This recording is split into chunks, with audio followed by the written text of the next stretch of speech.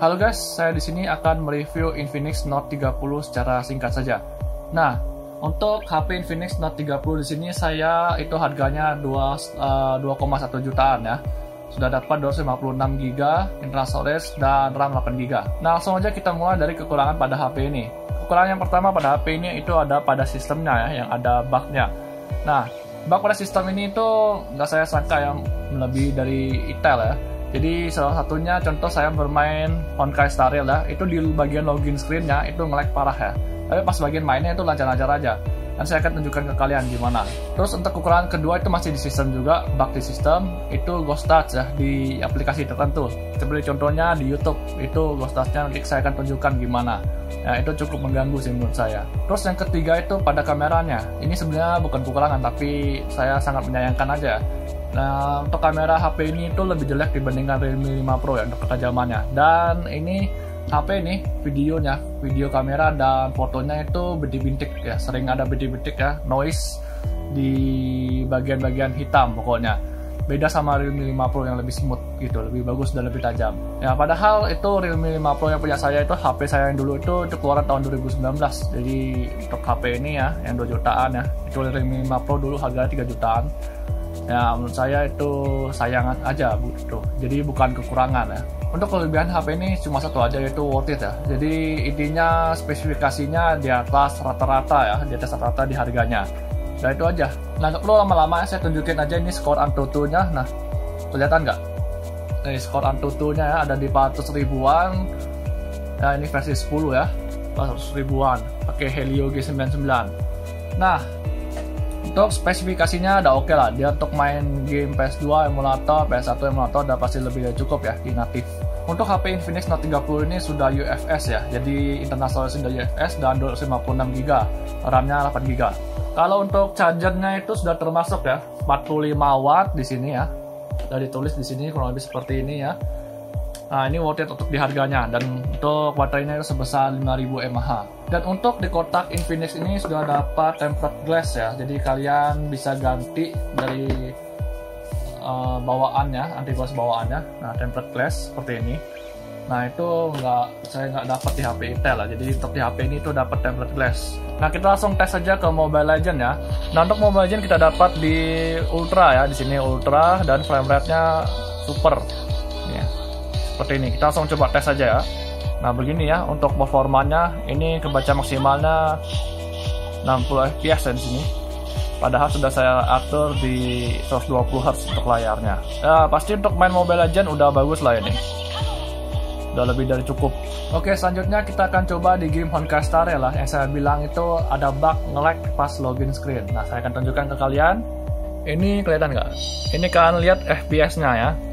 Di sini nanti FPS pas login screen tuh di 14 FPS di sini. Ya, tapi pas di in game-nya, di battle-nya dan di world-nya itu nggak separah ini. Lancar jaya. Nah, ininya settingannya low. Kalian bisa lihat 60 FPS di sini saya sudah setting, tapi sini dapatnya 14 FPS 12. Nah, kita akan coba floating window ya. Floating window ini paling kelihatan di sini. Nah, saya floating window, maaf. Saya coba floating window. Floating window. Nah, sudah floating window ya. Saya coba scroll di sini. Gak bakal kelihatan nge-lag-nya. Nah, nge-lag ya. Nah, nge-lag parah, coy. Nah, parah ya. Itu maksudnya saya bug ya. Tapi pas mainnya itu enggak. Nanti kita akan coba ya langsung mainnya. Nah, ini untuk mainnya settingan low. Nah, ini FPS-nya nggak muncul, nggak tahu kenapa, 0 ya, ngebug kayaknya ini. Saya pakai Taco Start ya, Shizuku. Nah untuk pas main ini keliling-keliling ini lancar ya, nggak ada masalah sama sekali ya, nggak separah yang tadi. Bahkan pas saya floating window juga ini nggak parah kayak tadi ya, lancar ya. Nih sudah saya floating tuh, aman ya, nggak separah yang tadi. Nah ini ada 40-an fps nih kelihatan. Nah seperti ini untuk settingan low ya, 60 fps maksimal lah sudah setting yang solusinya low. Oke, kita coba settingan lain ya. Kita coba settingan paling rendah, very low. Nah, kurang lebih seperti ini untuk settingan very low. Nah, kelihatan lancar ya. 30 fps dapat lah. kayak gini pas battle ya. Cuma ada mungkin sedikit freeze sedikit ya di sini kelihatan di saya ya. Nggak tahu kelihatan di kalian nggak? FPS di sini nggak muncul ya, nggak tahu kenapa. Saya bisa bilang ini worth it lah untuk di harganya, spesifikasinya ini. Oke, itu aja untuk Honkai Star Rail. Kita akan lanjut ke GTA San Andreas ya, emulator. Di sini GTA San Andreas saya bisa bilang lancar ya, lancar jaya untuk natif tanpa perlu atur underclock segala macam.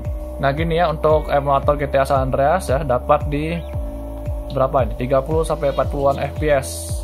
Lancar ya. Ini untuk resolusi natif. Nah, kurang lebih begini untuk resolusi natif. Nah, untuk main game PS2 ini emulator masih oke. Bagus sekali ya. Lancar, gak ada masalah. Oke, berikutnya kita akan ke masalah Ghost Start ya. Saya akan tunjukkan ke kalian.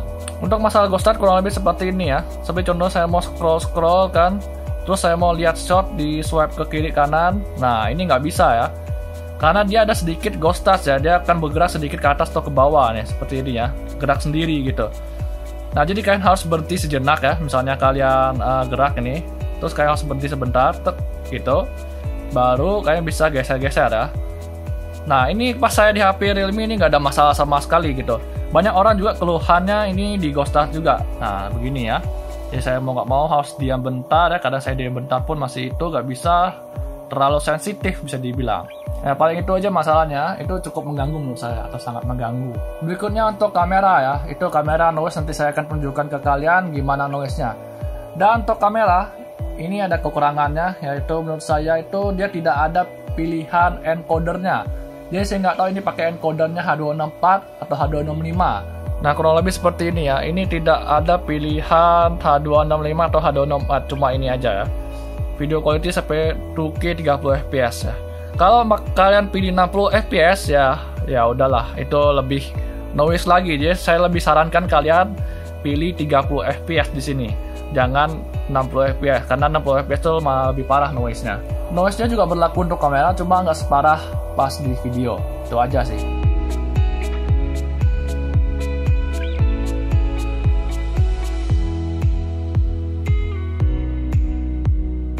Ini kamera belakang 1080p 30 fps tanpa stabilisasi ya. Seperti ini. Sedangkan ini kamera utama 1080p 30 fps dengan stabilisasi. Untuk 1080p 60 fps kamera utama di sini ya, tidak bisa melakukan stabilisasi kamera, tidak ada fitur stabilisasi. Ini untuk kamera utama, video kamera utama 2K 30 fps. 2K 30 fps tanpa stabilisasi ya. Tidak ada stabilisasi untuk di resolusi ini. Ini untuk kamera selfie ya. 1080p 30 fps, tidak ada tanpa fitur stabilisasi ya. Ini untuk stabilisasinya 1080p 30 fps sudah lumayan stabil ya. Oke. Jadi ini untuk 1080p 60 fps tidak ada fitur stabilisasi. Kamera selfie 2K 30 fps. Kalau untuk saya pribadi lebih sarankan kalian untuk 1080p 30 fps aja. Itu udah paling worth it karena tidak ada noise ya. Tidak ada noise, lebih sedikit dibandingkan 60 fps. Tanpa stabilisasi 1080p 30 fps. Ya agak-agak ngeblur ya, nggak fokus. Ini untuk 1080p 30 fps dengan stabilisasi. Cahayanya jadi lebih gelap dan bintiknya lebih parah ya. Jadi saya lebih rekomendasiin kalian jangan pakai stabilisasi. Ini untuk video 1080p 60 fps ya. Dan ini untuk naik videonya nggak aktif untuk 1080p 60 fps. Ini untuk 2K 30 fps ya. Lebih terang untuk cahayanya. Ini sedikit ngeblur ya, tidak fokus. Lumayan oke. Untuk video 1080p 30 fps tanpa stabilisasi. Bintik-bintik ya, sangat kelihatan jelas bintik-bintiknya. Untuk kamera selfie 1080p dengan stabilisasi ya. Lebih berbintik-bintik, noise-nya lebih kelihatan untuk di malam hari. Yang ini yang saya maksud kekurangannya ya. Ini untuk 1080p 60 fps sangat berbintik sekali ya, noise sekali, paling parah. Jadi saya nggak saranin kalian untuk 60 fps ya, mending 30 fps aja begitu. Dan untuk naik videonya juga tidak aktif. Untuk kamera selfie 2K 30 fps nggak terlalu ada noise ya, seperti 1080p 30 fps. Nah, lumayan bagus lah dan lumayan terang naik videonya. Ya udah, itu aja review singkatnya ya. Untuk spesifikasinya kan sudah tahu sendiri lah, kan bisa cek di Google itu spesifikasinya lengkapnya gimana. Ya ini udah umum ya. MT-nya ini worth it ya. Untuk bug-bugnya itu ya masih bisa saya tolerir lah. Ya nggak terlalu masalah gitu, nggak sampai saya bikin emosi gitu ya. Oke, semoga video singkat ini bermanfaat bagi kalian semua. Semoga membantu. Sampai jumpa.